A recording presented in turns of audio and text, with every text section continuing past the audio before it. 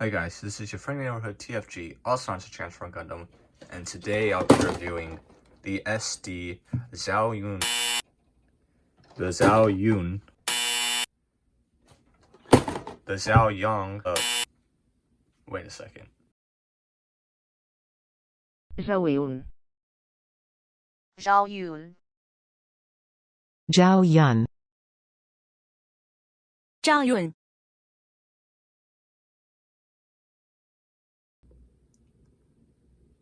Wait a second.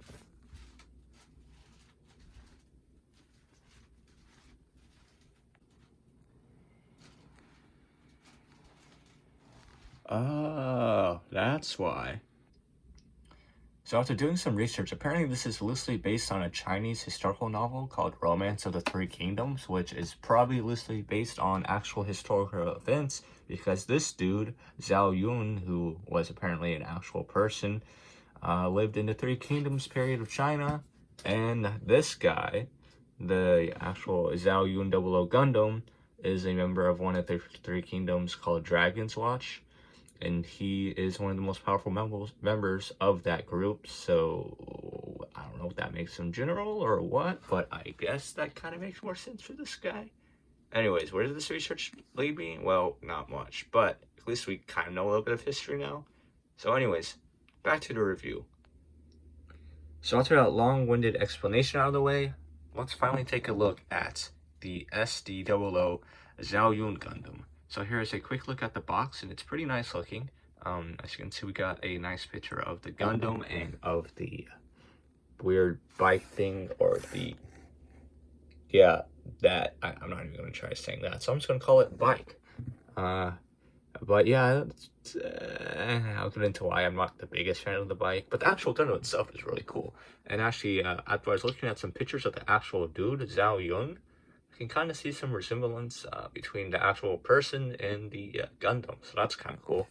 So taking a look at the side here, we got some really nice images of the actual kit, of course painted up by professional. It does not look this good out of the box.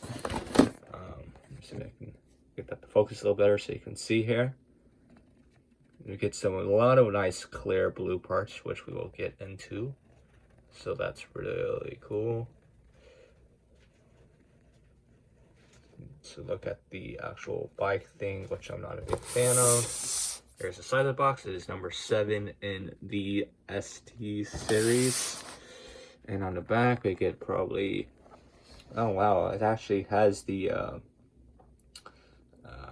story in English for once. Wow, that's a surprise. So if you want to read that, you can read that. Yeah, so that's cool.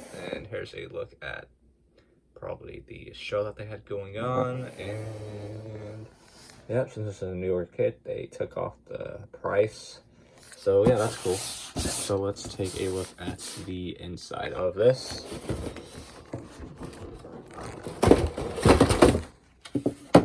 All right, so we got the instruction manual. Is pretty simple.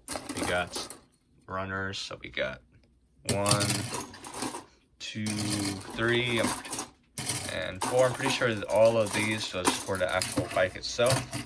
So 4 runners for the bike, and the rest of this was for the actual Gundam. So we got some red, some gray, probably for the joints, some black, or it's kind of like a grayish color, but probably looks more black on camera.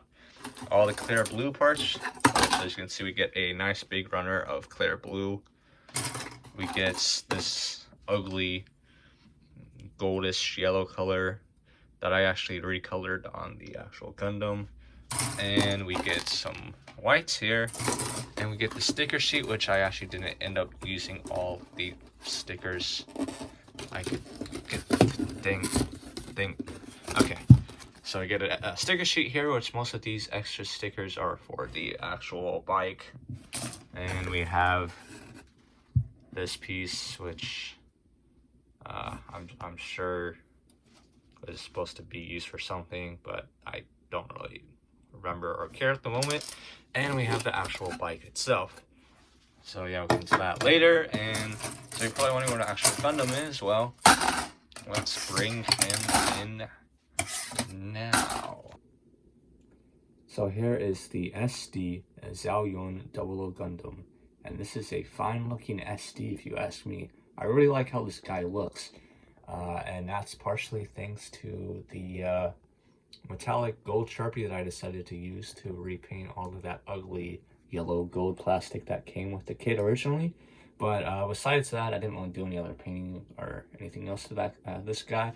So this is basically out of the box. So for colors, we get this nice blue for the chest, of course. We get some red for the crotch piece, which this part likes to fall off on me a lot, so that's kind of annoying. We get some red for the feet and at the face. We get a nice red triangle for the actual V-fin, red for the chin, and all the metallic green you see on the face. So for the eyes, for the camera, and on the sides here, you can't really see that, but there's some green back there. Those are stickers, and I'm pretty sure it's supposed to be a sticker back there as well, but I just got lazy and decided to not put it on. So yeah, I like the clear blue parts. The little cape things on the side looks really cool, and I really do love this nice metallic, or not metallic, clear blue ponytail. I think it looks really cool. So yeah, that's that. So now let's take a quick look at the articulation. This is a standard SD, so you can't really expect too much. So quickly getting into articulation, the head is on a simple ball joint, so it can, of course, look up and down, side to side, and rotate, but it doesn't rotate a full 360 as the giant ponytail runs into these shoulder pads. The arms can rotate as well, but they also don't go a full 360 as they run into the shoulder pads that are on the back here. But you can also just take this off.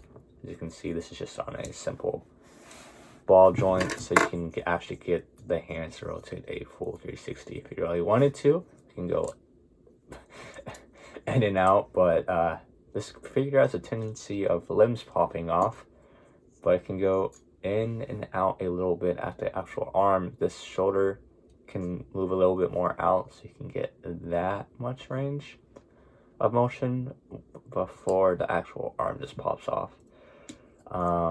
The arm can rotate because it's on a little simple ball joint. The wrist can rotate as well. Waist can rotate. Probably a full 360, but I really don't want to risk it, as there's a lot of areas that can actually hinder the articulation and get in the way of that full rotation. The side whatever. Okay, so on the side here, as you saw, I popped this off, but this is on a simple ball joint, so this can go in and out, and it can rotate here. And this part's also on a ball, well, not a ball joint, but it's on a little swivel, so this can swivel and pop off, but you can see the joint there. So this is connected by this is connected by a ball joint, as you can see. As you can see under here, the hand is just the arm's just a simple ball joint that plugs into there. The waist is also just a ball joint. As you can see, most of this is ball joints, and as I said, this jewel part likes to fall off a lot, so that's really annoying. I'm probably have to glue that on. The feet is also on ball joints. I mean, since this guy's falling apart, might as well just pop this off to show you. So this is on standard ball joint, so it can, go in and out. Can't really go out that way too much because it runs into the front skirts that does not move at all. It can't really go back either, and it can go out that much. This is on, this is just kind of wedged in between the foot here. So as you can see, if I take this off, literally the only thing that's holding this part in is a ball joint. So this is kind of loose, but it can rotate. See, it's just kind of loosely on there. So if you plug that back in, it makes it a little more sturdy, but it's still kind of loose. And yeah, that's the articulation. I basically had to take this old guy apart to show it off, but hey, there you go. So as I said, pretty standard for SDs. And yeah, let's get into the articulation, the accessories, excuse me. So getting into his accessories don't come with too much. I don't know if you want to count these accessories since they can technically come off, but I don't know. I guess the little shoulder pads, yeah, those can be accessories. These nice clear blue capes. But the main weapons he come with are these two pretty cool looking clear blue daggers. As you can see, they're not the same size. This one's of course slightly longer than this one. But taking a closer look at details, there actually is a lot of nice detail in here. If I can get it to focus. Come on, there we go. Focus. Yeah, as you can see, there's like a lot of really cool little details that you can probably pick out if you wanted to, but since this is a clear blue part, I just figured I would leave it alone. So yeah, there's this sword, and here's the other one. It's got some nice little serrated edges there, so I guess that's kind of cool. Yeah, they could be stored on the sides of the hip. As you can see, there is a little peg there that can plug into the holes on the side, or of course it could be held into the hands like so. And yeah, I mean, this is not a bad look at all. I think it looks really cool. But now getting into this other accessory, which I don't really care about, it is this boring bland blue bike.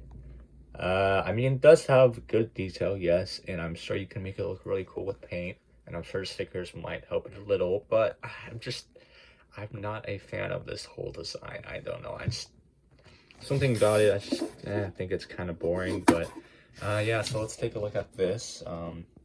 As you can see, if I zoom in on here, we get some really nice details. You get a cool looking face thing there. Can't really see that. I actually did put one of the stickers on for this wheel, so this clear, or not clear, this metallic green is a sticker. I think it consisted of like 2 stickers that wrapped around it. Yeah, so there's that. So here's a look at the other side. This is actually for mounting the actual Gundam onto the bike, which surprisingly is kind of a pain, but I'll try to do it on camera. But yeah, there's that. This part just fell off, so that's cool as well. But again, I don't really care. You can see this just plugs into that little square connector there. So you can just line it up, put that on there. The little interior actually has like a steering wheel. I think that's supposed to be a steering wheel. I don't really know. And yeah, so let's, I guess, get to mounting the Gundam onto the bike, and you can kind of see how stupid it'll look. So I don't really feel like actually showing you the whole process of getting the actual Gundam on the bike, because it's actually kind of complicated and not really fun to do. Okay, I don't want to say complicated, but it is frustrating. So this part, as you can see, this part is actually on several hinges, so it's going to hinge forward and up like so it'll basically extend like that, as you can see. And what you're going to want to do is take off the backpack of the Gundam and the actual back skirt. You're going to want to lean them forward a little. You're going to plug this part into the back side of the Gundam, so that should help stabilize the connection. And there's also a little tab there which will plug into the hole there. So yeah, he'll be nice and secure on the bike. And then you're going to want to take this extra piece, and this is going to plug into the back side of the bike.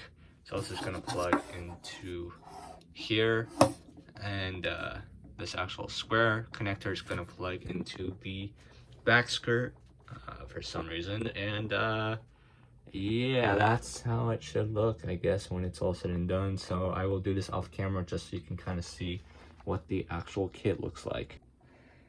So yeah, this is what happened when I tried putting the actual Gundam on, and it's kind of just fell to pieces.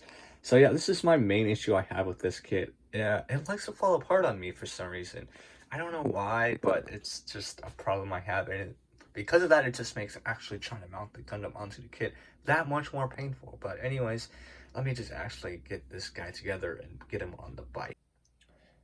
So one thing I forgot to mention is that he comes with this extra clear blue part that they call the wind memory that plugs into the back of the Gundam, but in the bike mode, you're supposed to take it off and plug it into the actual interior of the bike, but I'm pretty sure I lost that part and it's not really important.